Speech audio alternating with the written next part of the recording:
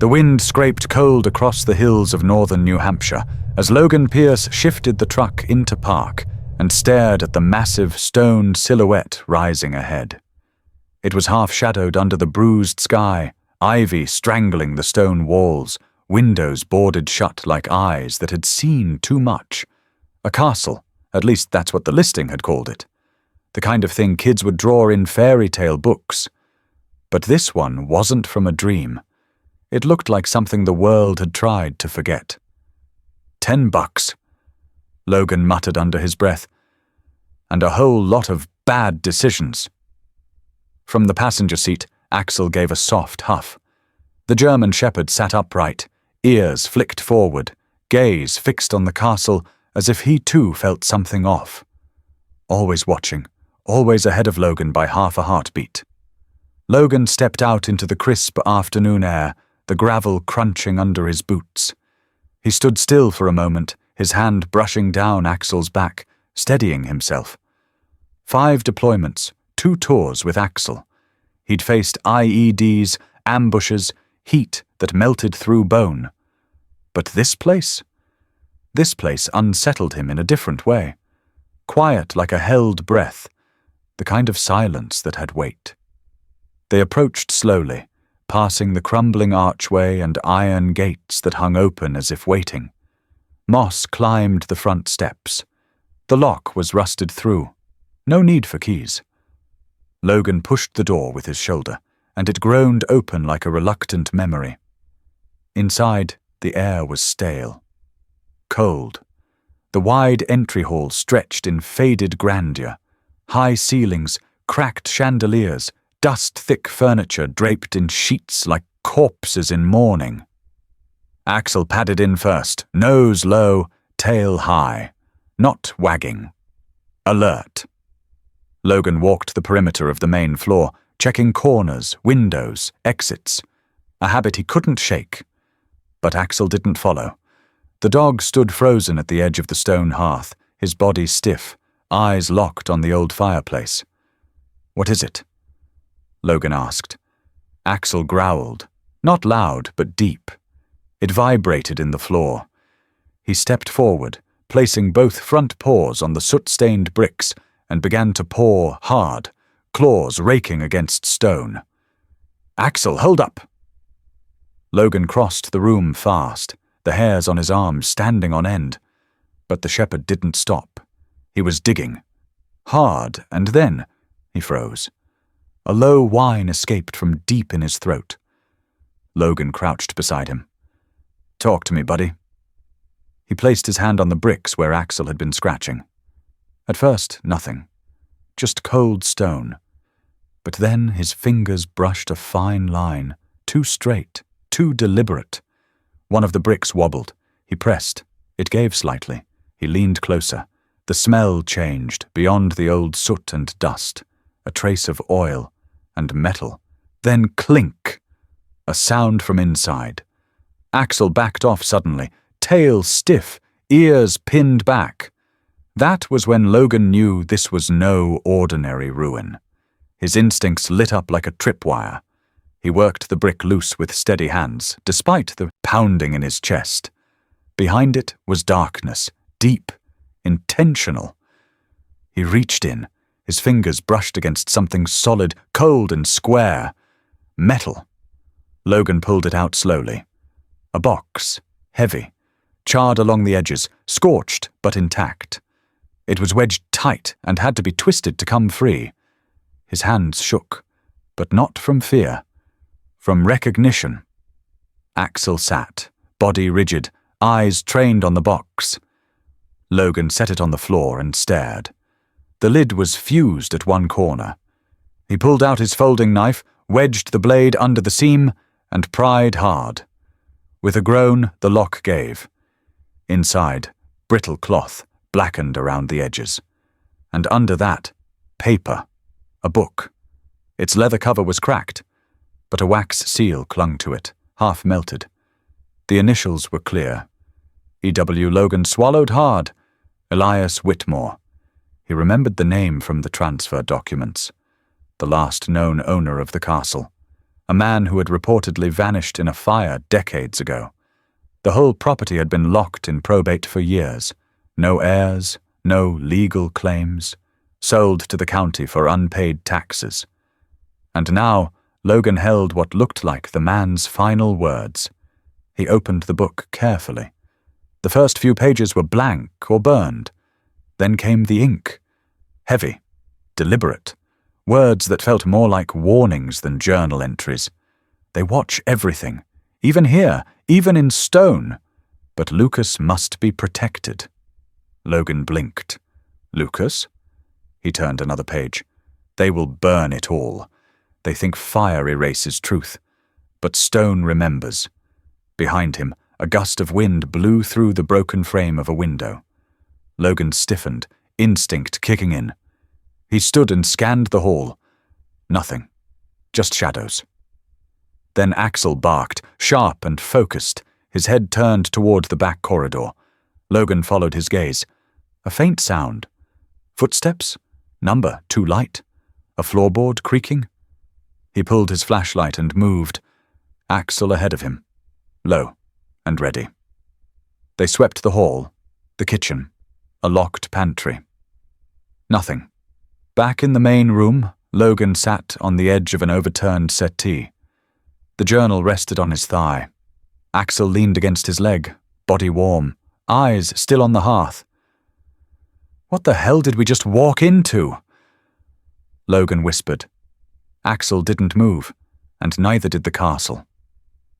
Outside, dusk settled into the bones of the hills, the sky turning steel grey. But inside, something else had begun. Something hidden, something old, and very much alive. Logan opened the journal again. Buried beneath the chapel floor, 3 lines. That's all it said on the next page. He looked at Axel. You really want to dig up secrets, huh? Axel gave a soft grunt, then stood, walked toward the side door leading to the chapel wing, and looked back, waiting. Logan grabbed the flashlight, the journal, and followed. Some missions didn't come with orders. Some missions started with a loyal dog and a brick that moved. The next morning broke grey and silent. A faint drizzle glazed the castle grounds, leaving the stone steps slick and the ivy dripping, like veins over cold skin.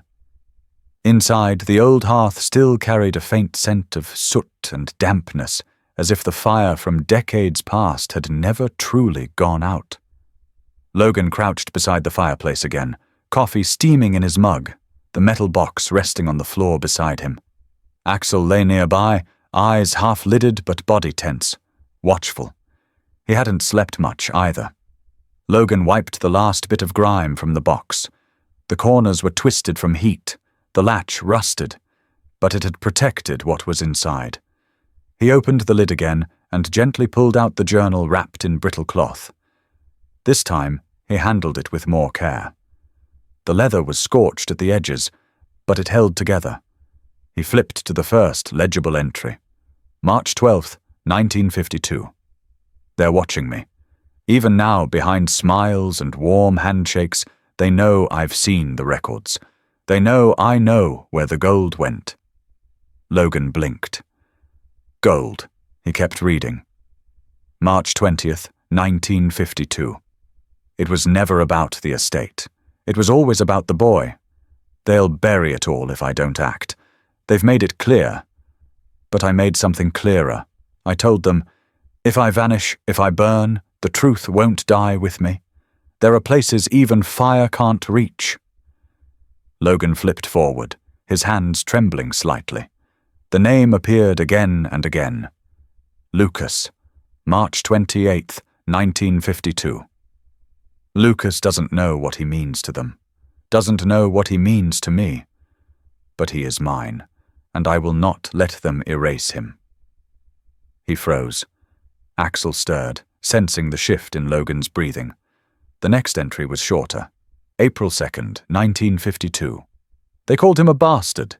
They said the name Whitmore would never belong to him. But if blood means anything, then so does love. And I'd rather be damned for protecting him then praised for pretending he's not mine. Logan leaned back, the journal resting against his thigh. The name on the cover clicked in his head now. Elias Whitmore. He remembered it from the transfer paperwork. Elias had been the last legal owner of the estate, presumed dead after a fire-gutted part of the castle in 1952. No will. No next of kin. The county had taken over the property. It had been forgotten for decades, but not by everyone. Axel stood suddenly, posture rigid, and walked to the far wall near the hearth. He lowered his head and sniffed along the baseboard. Then, without warning, he pawed hard at the stone. Logan jolted upright. "Axel, what is it?" The shepherd ignored him, claws scraping with urgency against the old brickwork. Logan rushed over, setting the journal aside. He placed his hand where Axel was digging and felt it, the edge of another loose brick. He worked his fingers around the seam, tugged gently, then pried harder until the brick shifted. It came free with a soft grind of old mortar. Behind it, darkness, and more cloth. Logan reached in and pulled out a smaller box. Wood this time, charred at one corner but intact. He opened it. Inside a stack of aged folded maps, a brass skeleton key and a photograph. Logan's breath caught. The photo was worn, edges curled, but clear enough. A man in his 40s, tall, formal, stood beside a young boy of maybe 7. The man was Elias, no doubt about it. Logan had seen a younger version of him in the painted portraits stored in the castle's gallery wing. The boy, though, was unfamiliar. Dark hair, wide eyes, dressed in worn suspenders and a hand-me-down coat. Lucas. Logan turned the photo over. In faded ink. For when he's ready to know. He felt it in his chest, the click of something falling into place. This wasn't just a man trying to protect a secret heir. This was a man trying to protect a child from power, from greed, from people who would burn down history to hide what they stole. Axel circled back and pressed his body against Logan's leg, grounding him. "I get it now," Logan whispered. "This place isn't haunted." It silenced, he gathered everything, the journal, the maps, the key, the photo, and laid them out on the table in what used to be the dining room. The rain outside picked up, tapping against the broken panes like distant footsteps. He skimmed another entry from the journal. April 10th, 1952. They want the treasure, but they don't want the truth. The council is full of cowards wearing polished shoes. They'd rather split the gold than share the legacy. But I buried it, beneath what they think they control, and I left the boy with someone I trust. That line hit hard. The treasure was real, and the boy, Lucas, had been hidden. Logan looked at Axel, whose amber eyes locked onto his. "Guess we just got drafted again," he said. Axel let out a low rumble. Not threat, not fear. It sounded like purpose. Logan rolled the maps open across the table. Lines marked in hand-drawn ink spanned beneath the chapel floor. Small X's, symbols for columns. One symbol stood out, a circle with a cross through it, etched just beneath what was labeled stone baptismal font. A whisper of instinct pulled at him. He grabbed his flashlight and the brass key. "Come on, Axel." The shepherd moved before Logan had finished the sentence. Together they crossed the great hall, the creak of their footsteps swallowed by the stone. The chapel wing was darker, its stained glass windows broken, the pews covered in dust. The altar stood like a forgotten monument. Logan swept the beam of his flashlight across the floor. There, near the front, was the font. Solid granite, unmoved for decades. Axel sniffed around it once, then twice. He sat. Then he stared directly at the base. Logan knelt, running his hands along the seam where the font met the ground. There. Just faint enough to miss unless you were looking for it. A groove. A rectangular outline. He fished the brass key from his pocket, searching the base. His fingers caught a notch beneath the altar's stone platform. He pressed the key in. It turned. Stone scraped against stone as a portion of the floor shifted, revealing a narrow staircase descending into black. Logan stared down into the void. Axel stood beside him silent, ears forward, body tense. Logan exhaled. "Well, buddy," he said quietly. "Whatever's waiting down there, I'm guessing we're the first to see it in 70 years. Axel didn't move. He didn't need to. Logan started down. The shepherd followed close behind. The door to the Oak Ridge Historical Society groaned open, like it hadn't seen sunlight in years. Dust motes danced in the stale air as Logan stepped inside, Axel close at his heel, nails tapping against the worn hardwood floor.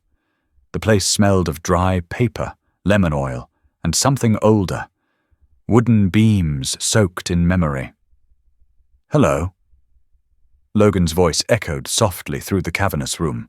No answer, just rows of antique filing cabinets, faded maps, and time-yellowed photographs hung with crooked reverence. A fan clicked lazily overhead, barely stirring the heat trapped inside the brick building. He took a slow breath and scanned the room. Somewhere in here, buried under decades of curated nostalgia and sanitized history, was the truth about Elias Whitmore. And maybe the boy named Lucas. Axel padded ahead, weaving between chairs and low shelves. He stopped near a glass display case and sat, staring fixedly upward. Logan followed his gaze. Mounted on the wall above was a large oil portrait, framed in gilded wood, now flaking with age. The figure was unmistakable. Logan's breath caught. It was him. The same man from the photograph in the box. The same face from the journal's wax seal. And eerily the same man who had appeared in Logan's dream the night before. Standing in smoke, arms wrapped around a child, whispering a name. Elias Whitmore. Painted in his prime, he stood tall in a grey waistcoat. A faint smile curled at the corner of his mouth, but his eyes carried something else. Weight, sorrow, perhaps warning. Logan stepped closer. A brass plate beneath the frame read, Elias J. Whitmore, 1899. Presumed deceased, 1952. Philanthropist, industrialist, benefactor of Oak Ridge. Logan stared at the dates. Presumed deceased, not confirmed. The official story, then, had always carried a shadow of doubt. He knew they were coming for him, Logan murmured. Axel huffed beside him. A door creaked open from the back hallway, and an older man emerged, thin, white-haired, glasses sliding down his nose. He carried a stack of manila folders and looked startled to see Logan and the dog. "Can I help you?" the man asked. Logan stepped back from the portrait. "I hope so." "Name's Logan Pierce. I recently bought the Whitmore estate. Found some things I can't explain." The archivist's eyebrows lifted. "You bought that ruin?" "No one's touched that place in decades. I'm starting to understand why." The man set his folders down on a cluttered desk and gestured for Logan to follow. Axel came without a word, tail low, still alert. "Name's Harris. I've been running this place since '91. What did you find exactly?" Logan hesitated. "A journal. Belonged to Elias, some old maps, a key." And the name Harris blinked. "Lucas?" The room froze. Logan took a step forward. "You know that name." Harris swallowed. He was never officially on record. But Elias mentioned him. Once, said he was the only legacy worth protecting. Nobody took it seriously. They said Elias was unraveling toward the end, obsessed with betrayal. He stopped attending council meetings, even started locking the chapel. Logan glanced at Axel, who had now laid down, eyes trained on Harris like a radar set to human truth. "I think Elias knew what was coming," Logan said. "He didn't trust the council. He wrote about being watched. He buried something, Maybe gold, maybe worse. And he hid that boy for a reason. Harris pulled open a file drawer and flipped through tabs until he found a folder marked Whitmore E.J. Inside were clippings from the local paper. Logan scanned the headlines. Whitmore donates land for orphanage. Fire ravages chapel wing of castle estate, no bodies found. Council assumes control of Whitmore property following tragedy. What happened to the orphanage? Logan asked. Closed a year after the fire. Funding dried up. Kids were scattered into other counties. Some never placed. Rumor was Elias had been using personal funds to cover missing donations. But then, everything stopped. No money, no answers. Just ashes. Logan shook his head slowly. Or just cover-up. He picked up the news clipping about the fire. No official cause listed. No mention of foul play. No bodies found. He flipped it over. On the back was a black and white photo from the early 1950s, grainy but clear enough. Elias stood in the chapel, one hand on the pulpit, the other on a young boy's shoulder. Same kid, same eyes from the photo in the wooden box. Why didn't anyone question this? Logan asked, voice tight. They did, but quietly. This town, it's small, and the council back then, they had long arms, still do in some ways. Logan's fingers curled into fists. I think Elias died trying to protect that boy, he said, and the people who wanted the gold, wanted silence, made sure both vanished. Harris glanced toward the door, voice dropping low. If you've got that journal and the council gets wind you're digging, you'd best watch your back. Logan met his gaze. Let them come. They already sent someone, Axel growled softly, as if remembering the scent of the intruder from 2 nights ago. Logan folded the newspaper clipping and tucked it into his jacket. I need everything you've got on Elias. Personal correspondence, donations, any mention of Lucas. And if there's a town map pre-1950, I want that too. Harris nodded slowly. I'll gather what I can. Come back in a day or two. Logan started toward the door. Axel followed. But before they reached the exit, Harris called out, You're not the first vet to come back looking for purpose. Logan paused, hand on the door. But maybe you're the first one who brought a dog smart enough to dig up the truth. Logan smiled, faint and tired. He's not just smart. He's loyal. Loyal enough to know when something shouldn't stay buried. They stepped out into the late afternoon haze. The clouds hung low, pressing the sky down over Oak Ridge like a lid over a boiling pot. Logan looked down at Axel. The dog stood tall beside him, ears perked forward, muscles taut under his coat. Looks like we just made some people nervous, buddy. Axel gave one quiet bark. Logan took that as agreement. He climbed into the truck, one hand still gripping the folded clipping. The face of Elias Whitmore stared back at him from the portrait in his mind. There were answers buried in that castle. And now Logan knew. So were names. Names the town had worked very hard to forget. But not for much longer. The castle was colder that night. Rain tapped steadily against the arched windows, and the wind threaded through the cracked stone walls like a memory whispering back. Logan sat at the long oak table in what had once been the library, the fire he'd lit doing little to chase off the chill. Axel lay on the rug beside him, head resting between his paws, but his ears were pricked forward, always listening. The journal was open again, spread between Logan's calloused hands. This time, he wasn't skimming. He was searching. The earlier entries had been steady, deliberate, written with care. But here, deep into the back half of the journal, the writing changed. The penmanship grew rushed, uneven, lines blurred, ink smudged. These weren't reflections.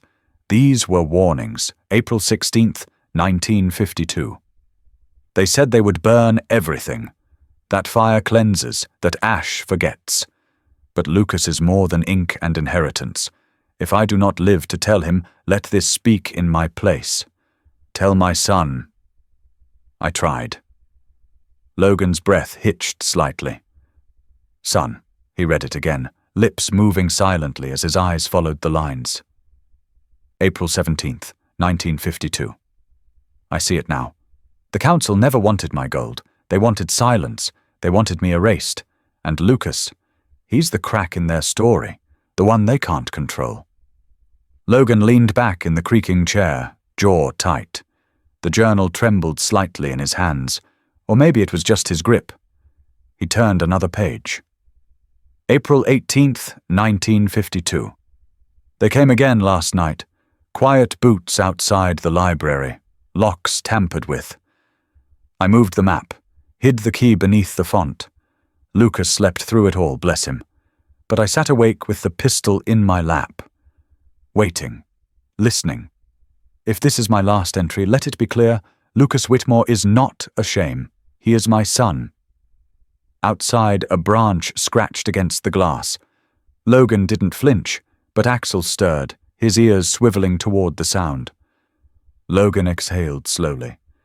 Lucas Whitmore, the boy in the photograph. The boy Elias had tried to protect from men who would burn down a castle to keep their secrets buried. And now, Logan couldn't get one question out of his head. What if Lucas hadn't died in the fire?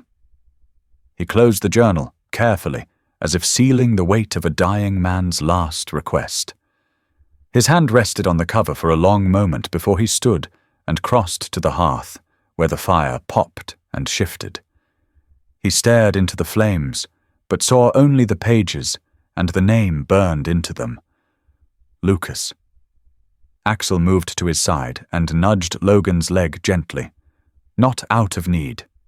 Out of presence. Logan ran his fingers through the dog's fur, grounding himself.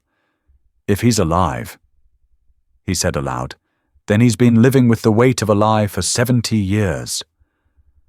Axel blinked slowly, his breath steady. There was no bark, no growl, just understanding. Somehow the shepherd knew they had crossed into something bigger than gold, deeper than old stone. They were chasing someone lost, and that chase wasn't over.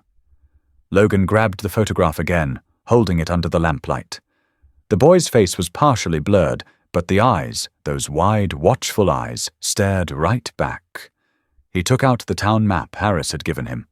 A red pen marked where the chapel stood, and beneath that, the underground chamber he and Axel had found. But there were older roads here, trails that no longer appeared on GPS, places tucked into the woods, forgotten. He circled 3 in red. Cabins, caretakers' houses, a watchtower ruin. He didn't know why, but one of them pulled at him. A gut feeling. The kind of instinct he used to trust without question. He folded the map, pocketed the journal, grabbed the flashlight, and reached for his jacket. Axel was already waiting at the door. Logan smiled faintly. You're always one step ahead, huh? They moved into the night. The wind had picked up, bringing a snap of real cold. Gravel crunched underfoot as Logan climbed into the truck, Axel jumping into the passenger seat with practiced ease. As he started the engine, his mind played the last words from the journal on repeat. Tell my son. I tried. The forest roads were narrow, winding. Logan drove with one hand on the wheel, the other gripping the photograph like a compass. Axel sat tall, nose twitching at every change in the air. They passed the first cabin, empty, caved-in roof, no sign of life. The second one stood farther back, shrouded in pine. Logan pulled over and cut the engine. The truck ticked as it cooled. They sat in the silence for a beat. Then Axel growled, low and sharp. Logan reached for the flashlight. Together, they stepped into the dark. The path to the cabin was overgrown, half swallowed by brambles. The moonlight barely reached through the trees, but Logan didn't need much. He moved like someone trained to walk through silence. Axel walked at his side, ears stiff, body aligned to every rustle. Then the light hit it. A small cabin, chimney intact, curtains in the window, fresh footprints in the mud. Someone lived here. Logan's pulse ticked faster. He moved to the side, crouched near the porch, scanning for movement. Then a soft creak.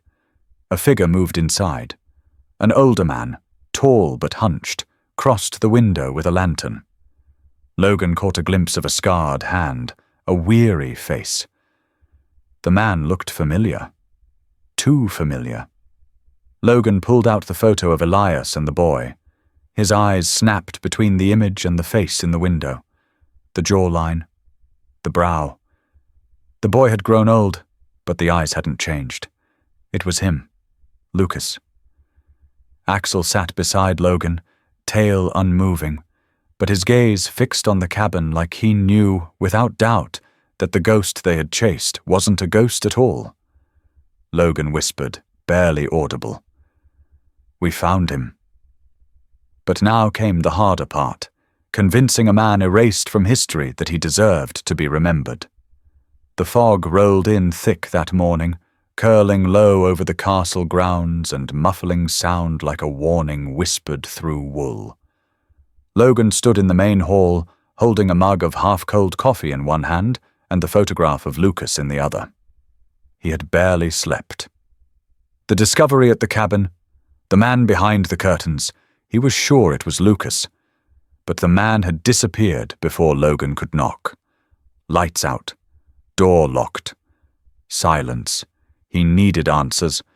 And the deeper he dug, the more one truth became clear. Someone didn't want this story told. Axel sat by the window, still as stone, his ears alert to every creak. Something was off. The morning was too quiet, the air too still. The kind of stillness Logan knew from combat zones, right before the wrong people showed up.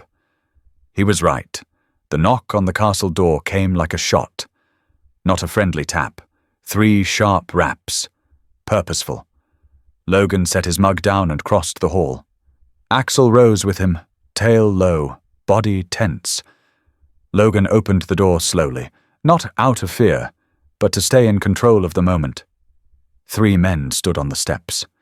They wore tailored overcoats, polished shoes that didn't belong on gravel. The tallest one stepped forward first. White hair, trimmed beard, piercing blue eyes. His voice matched the chill in the air. "Logan Pierce?" "That's right. I'm Edward Grayson," the man said, extending a gloved hand.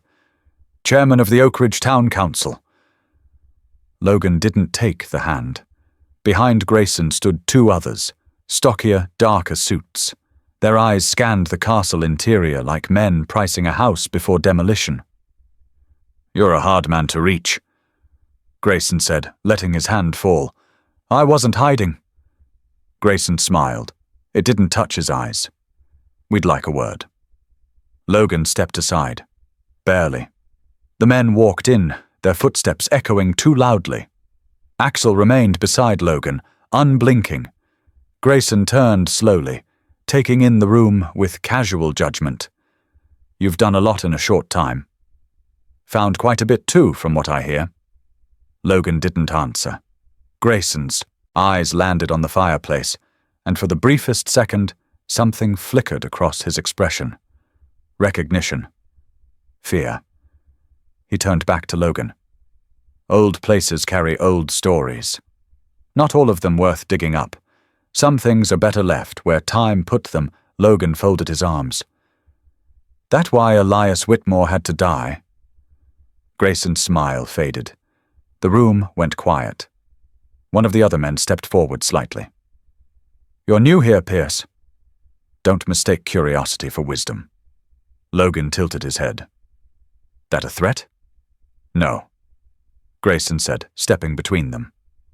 "A suggestion." He pulled a folded piece of paper from his coat and held it out. "A private buyer. Out of state. Willing to pay 10 times what you spent. You walk away. No hard feelings. You keep your pension, your dog, and your life uncomplicated." Axel growled. a low, deliberate sound that didn't fade. Grayson froze, eyes flicking down at the shepherd. "You should keep your animal under control." Logan's voice was steady. "He doesn't like threats." The man on the right chuckled under his breath. "It's just a dog." It happened fast. Axel surged forward, not in panic, not out of control. It was surgical, precise. He lunged and clamped his jaws on the hem of the man's coat, yanking hard and tearing fabric clean from the sleeve. The man stumbled back, cursing, fist half raised, but froze when Axel stepped forward again, lips curled, eyes burning. "Call him off!" the man snapped. Logan said nothing. Axel let go on his own, stepping back to Logan's side, the torn scrap of cloth still in his teeth. Logan took it, a thin strip of fine wool, expensive stitching, and in the lining, barely visible, was a name. Grayson. Not the man Axel had bitten, Grayson himself.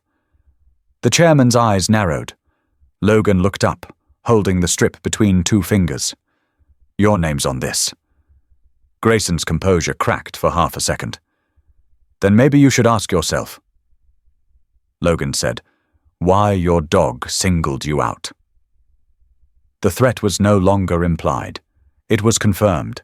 The council didn't just want silence, they were willing to enforce it. Grayson smoothed his coat. The smile returned, but it was brittle now. "You're making this harder than it needs to be." "No," Logan replied. "You already did that 70 years ago." They left without another word. The door shut behind them with a thud that echoed through the empty hall. Axel circled once, then lay down again, but his eyes remained fixed on the door. Logan held the scrap of fabric, turning it slowly between his fingers. So the council knew. They knew about the journal, about Lucas, about the hidden room under the chapel, and now they knew Logan wasn't going to let it go. He stared into the cold fireplace, the same place where Axel had first scratched at the brick, where this all started. "Nice work, buddy," he said quietly. Axel looked up, calm but ready. They had crossed a line, and now there was no going back. The chapel hadn't seen a service in decades. The stone walls were cracked, the pews warped by time and moisture. A broken crucifix hung crooked above the altar, and stained glass windows were dusted over like they had given up trying to let light in. But something about the silence in the room wasn't peaceful. It was watching. Axel moved first. His paws echoed softly across the cold floor, tail straight, nose skimming every crevice. Logan followed, flashlight in one hand, journal tucked under his arm. The last few pages had been clear. The key was beneath the baptismal font, the treasure hidden where prayers once echoed. Axel stopped at the front of the chapel and placed both paws on the base of the stone font. Then he barked once, sharp, decisive. Logan dropped to one knee and ran his hand along the base. There, a faint seam, perfectly square, carved into the stonework. He pulled the brass key from his pocket, the one they'd found in the hidden box behind the fireplace. He hesitated just long enough to feel the weight of the moment, then slid the key into the barely visible notch. It turned with a click. Stone groaned as an old mechanism stirred beneath their feet.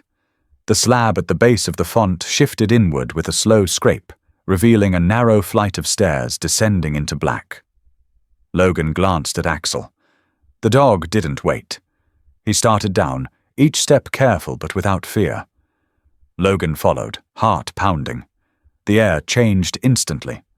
Cooler, older, the smell of damp earth and iron. His flashlight beam cut through dust-heavy air, landing on ancient brick walls. The stairwell gave way to a chamber, small, square, reinforced with thick timber beams that had somehow held steady all these years. In the center sat a wooden chest.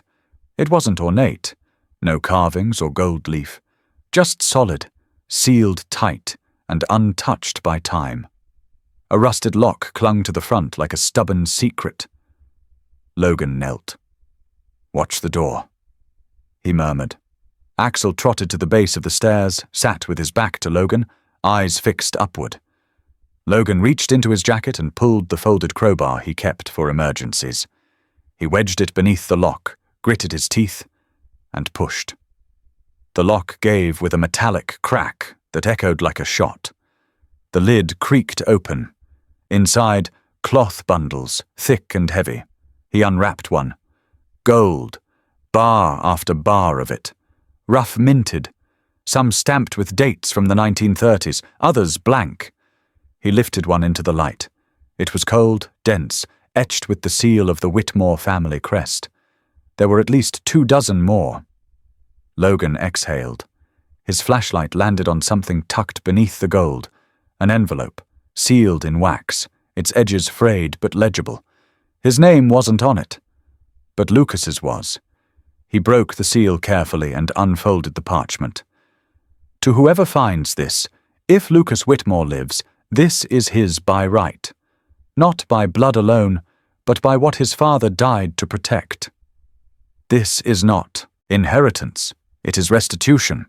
I buried it not for greed, but to keep it out of their hands. If Lucas is gone, then may the one who holds this protect the truth. The gold was stolen by those who now wear suits and smile in public. Let them live with their lies. But let this treasure find its way to what's honest, to who deserves it. E.J. Whitmore Logan read the letter again. Slower this time. It wasn't just gold, it was proof. Proof that Elias had sacrificed everything not for legacy, but for justice, for his son. A muffled sound snapped Logan back. Axel stood, ears raised, growling. Logan rose fast, light aimed up the stairwell. Voices, distant, outside the chapel.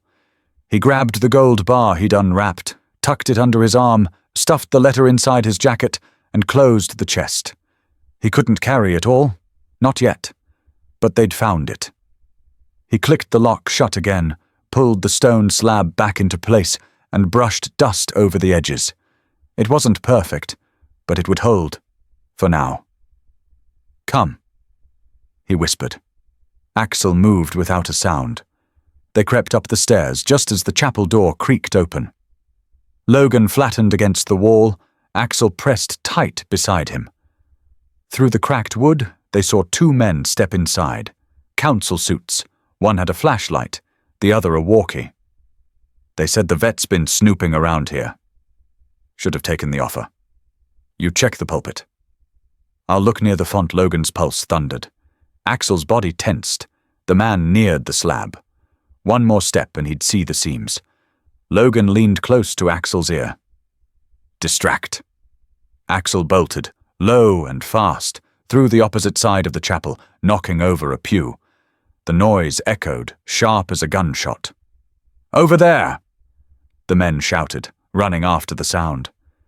Logan slipped through the shadows, out the back exit, into the mist. Axel met him at the tree line 2 minutes later, tongue lolling, chest heaving, but eyes bright. You bought us time, Logan said, breathless. He held up the gold bar. And now we know exactly what they were willing to kill for. They didn't stop running until they reached the truck. Inside, Logan set the bar down on the seat beside Axel. It caught a sliver of moonlight, glowing pale. $10 for a castle, Logan muttered. And 10 million in truth hiding underneath.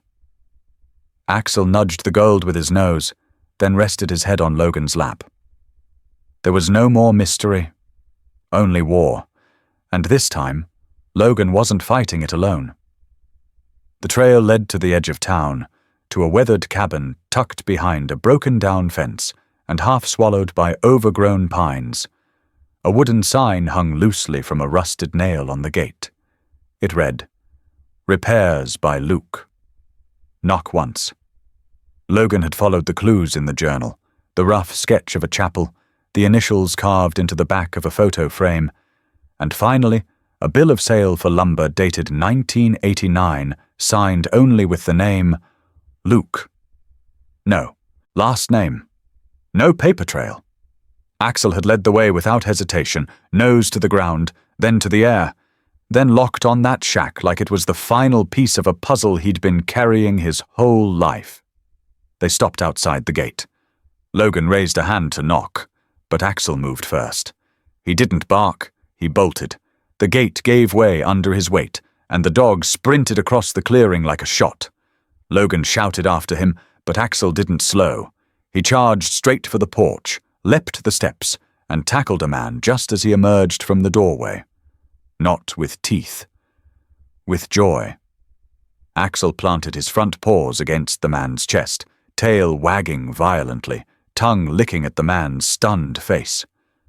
The man staggered back, arms raised in confusion. "What the hell?" Logan froze mid-step. The man looked to be in his late 60s. Weather-beaten skin.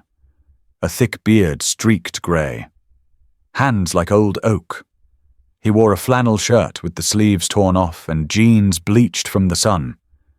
But what caught Logan wasn't the face. It was the eyes. He'd seen those eyes in a photograph buried beneath floorboards. "You're Luke," Logan said quietly. "Lucas Whitmore." The man stiffened. "No," he replied, shaking his head. "Just Luke."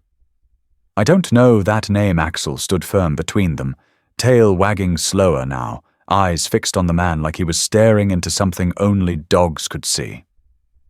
Logan stepped closer. He pulled out the old photo from his back pocket, the one he'd found behind the chapel altar. It was cracked and faded, but the boy in the picture had those same eyes, standing beside a man in military uniform. Logan held it up. "I think you do." Luke didn't look at the photo. He just stared at Axel. Then quietly he said, "I used to have a dog like this when I was a kid." German Shepherd.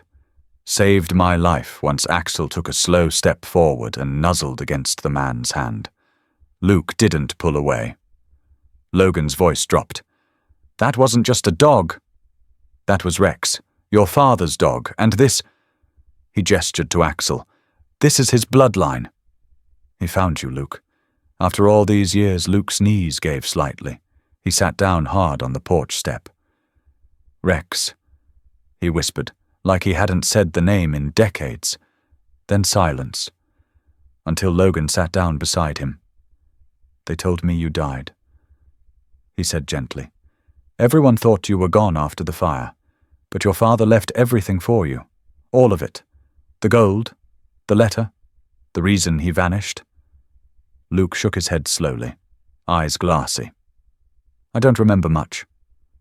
There was smoke, screaming. "I was pulled out by someone. I think it was a maid. After that, I bounced from place to place. Foster homes, new names. No one ever said the name Whitmore again." Axel pressed against his leg. Luke ran a calloused hand over the dog's head. "I built furniture. That's all I've ever done. Kept to myself. Never looked back." Logan pulled the letter from his coat and handed it over. Luke stared at the paper for a long time. Then he opened it. His hands trembled as he read his father's words. The silence grew heavy.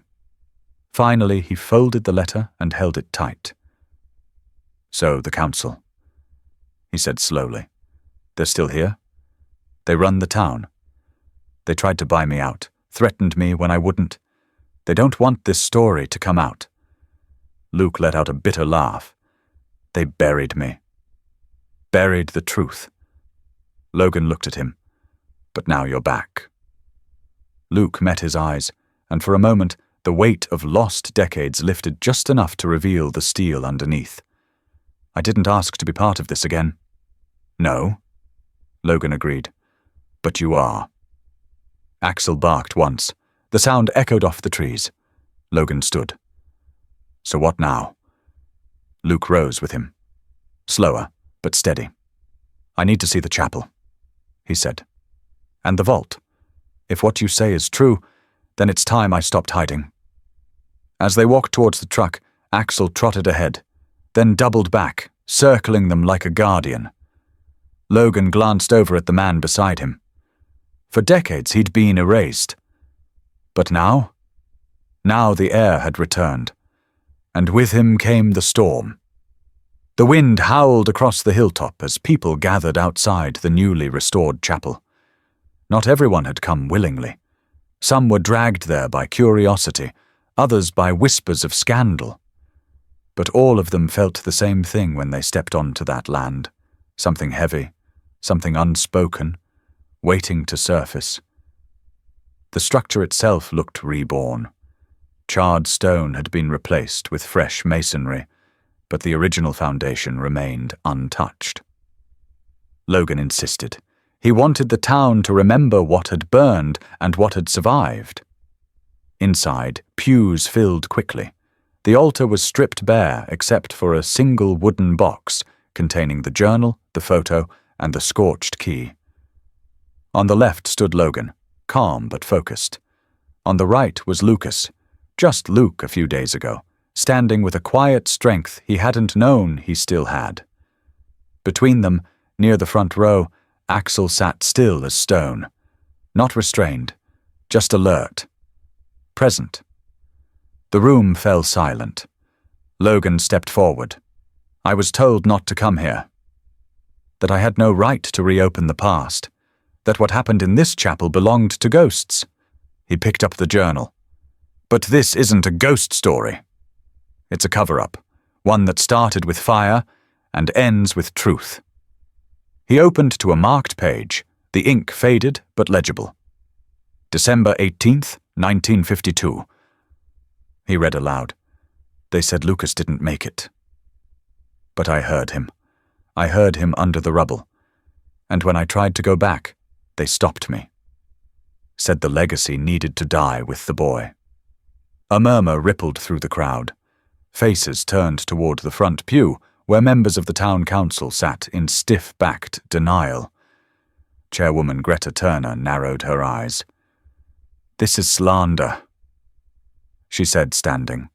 You're trying to rewrite history with fairy tales and old paper. Lucas walked forward. His voice was softer than Logan's, but somehow heavier. My name is Lucas Whitmore, he said. My father died trying to protect me, and I've spent 40 years being someone else because this town decided my name was too inconvenient. Gasps. He pulled up the sleeve of his shirt, revealing a scar on his forearm, a long burn he never explained to anyone, not even himself. This happened in the fire. I was 5. They told me I was lucky to survive. But it wasn't luck. It was abandonment. Someone in the back stood up. An older woman clutched her husband's hand. Another voice from the side of the chapel. That's not possible. Logan turned to Axel, who had been watching the council members like he knew what came next. Chairwoman Turner stepped forward again. You're claiming a legacy that has no legal grounding. No records, no proof, Axel growled. Low and deliberate. It stopped the room cold. And then came the twist. One of the younger council members, Nathan Hale, barely in his 30s, rose from his seat. He looked down the row at the older members, then slowly walked to the front. I read the sealed files, he said. I wasn't supposed to. But I did. The air went razor thin. They knew. Nathan said, voice cracking. The night of the fire, Lucas's name was erased from the official reports. A directive came down to mark him as deceased even after evidence showed he was pulled from the wreckage. I saw the report. I saw the signature. Chairwoman Turner's face went pale. You're making a mistake, she hissed. No, Nathan said. You did. Axel barked once, loud, final. Lucas looked at the crowd. My father didn't die protecting land or money. He died protecting the truth. And this town buried him. A man in the front row stood, then a woman in the back, then more. No applause, just stillness, acknowledgement. Logan stepped back. He didn't need to say more. The room wasn't his anymore. It belonged to a boy who had grown into a ghost and then found his way back. Axel padded quietly over to Lucas and sat by his side. The chapel bell, unused for decades, rang once, and for the first time in 40 years, the town listened. Lucas stood on the front steps of the burned estate, now stripped of its rot and secrets. His eyes scanned the skeletal remains of what once was, the soot-stained walls, the cracked flagstones, the ivy curling around shattered windows. This was where his father died, where his identity was buried, and now, where something new would rise. The decision came quicker than anyone expected.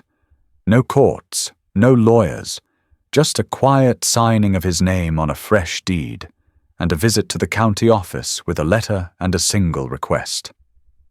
"Build it for them," he'd told Logan. "For the ones who've been forgotten like I was." The town had whispered that he would sell the land, take the gold, vanish again. But instead, Lucas emptied every ounce of the vault beneath the chapel. The gold bars were melted down, quietly, legally, and anonymously. Some went to permits, some to materials, most went to people. They called it the Whitmore Sanctuary. Construction began at dawn, 6 days after the truth came out. No press releases, no ribbon cutting, just a dozen veterans, a few local builders, and one man who had finally come home. Logan took on the role of honorary director, not out of obligation, but because Lucas asked. "You're the one who dug up the truth." Lucas told him, "You know what it costs to be unheard." At the heart of the property, the new main hall rose from the ashes of the chapel. Designed in wood and steel, it was warm, strong, open. At its center stood a glass case, not filled with gold, but with a blackened collar, a war medal, and a folded American flag. Above it hung a photo of Axel, ears alert, eyes unwavering. Axel wasn't just a mascot, he was a guardian. Kids who arrived barely speaking learned to trust again by sitting beside him. Veterans who hadn't touched another soul in months would sit on the porch just to feel him lean his weight against their legs. He never pushed. He just stayed. His name was carved into the arch at the front gate. Axel, the one who listened. Lucas visited the sanctuary every morning, always early, always quiet. He brought fresh coffee for the overnight staff and walked the grounds like a man paying respects to something sacred. Sometimes he'd stop by the central room, run his hand over the wood grain of the railing, and smile at the sound of children's voices echoing through the corridors. He never talked about the gold. He only talked about the fire in past tense. But Logan noticed something else one evening, just after the last brick was laid. Lucas stood outside the sanctuary, staring at the sky. The sun was dipping low, casting orange streaks across the fields. Axel was at his side, silent. "I thought I would feel finished," Lucas said. "And you don't?" Logan asked. Lucas looked down, then gave a half smile. "I feel..." started. That night, Axel slept on the front steps of the sanctuary, head resting on his paws, his breath calm. A child inside was laughing. A vet was tuning a guitar in the corner room. Somewhere upstairs, a light clicked on and stayed on all night, for someone afraid of the dark. The castle had become a refuge, not because it was large or beautiful, but because it finally had a soul. And Axel, the dog they nearly lost to history, was its quiet heartbeat. The first frost came early that year. It crept over the hills and slipped through the pine trees surrounding the rebuilt Whitmore Sanctuary. But inside, warmth pulsed like a heartbeat. The hearth crackled softly. Children's voices echoed faintly from the upstairs rooms, and beneath the new oak floor, one scorched brick had been preserved, blackened, cracked, and set in glass just below the entry plaque. It read, "Truth buried by fire. Loyalty dug it back up. On the eve of the center's official opening, Logan stood before a gathering of locals, veterans, and families, some wide-eyed, others with tear-rimmed stares that said they finally saw what they had refused to look at for decades. Logan cleared his throat and unfolded the final page of the journal he'd found in the chapel's floorboards. His voice didn't waver this time. "This last entry," he said, "was written the night before the fire." Lucas's father wrote it. He read, "They may silence me, but my son will know who he is. If no one remembers, then let the dog remember. Let the dog lead him back." A heavy silence fell. Then Axel, now greying at the muzzle, stood slowly and stepped forward, as if called by name. He didn't bark. He didn't perform. He simply walked to the edge of the stage, sat, and gazed across the crowd. Not a single person moved. Then Logan said, "Quieter now. Some truths are dug up not by hands, but by those who never stop believing."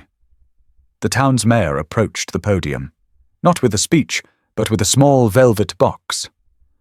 Inside was a medal, one never awarded to a dog before. "Axel," she said, kneeling, "for unwavering loyalty in the line of duty and for reminding us what we forgot to protect, our own humanity." Axel tilted his head. Then, gently, Lucas stepped forward and placed the ribbon around the dog's neck. He didn't smile. He didn't cry. He just placed a hand on Axel's shoulder and whispered something only the dog heard.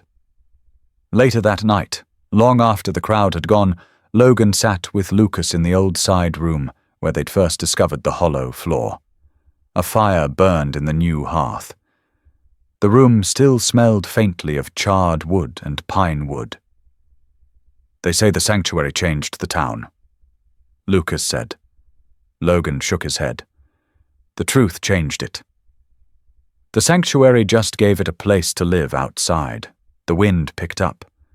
Axel lay on the porch, alert but calm, ears turning slightly with each shift in the breeze. His eyes scanned the dark, not because he feared it, but because he knew someone, somewhere, still needed watching over. Maybe it would be a child without a name, maybe a veteran with nightmares, or maybe just a town afraid to remember. But Axel would be there, because dogs like him don't move on. They stay. If you've made it to this point in the story, maybe you've known a dog like Axel, one that stayed when no one else did, one that listened before you even found the words. So here's a question for you, the one reading. What's your story with a loyal pet? If this story moved you, helped you remember someone, or made you feel seen, share it. Support the sanctuary. Support dogs like Axel. And most of all, support those who stay. Subscribe to our channel, German Shepherd Stories, for more true tales of loyalty, healing, and heroes. With 4 legs, because sometimes the ones who save us walk on paws.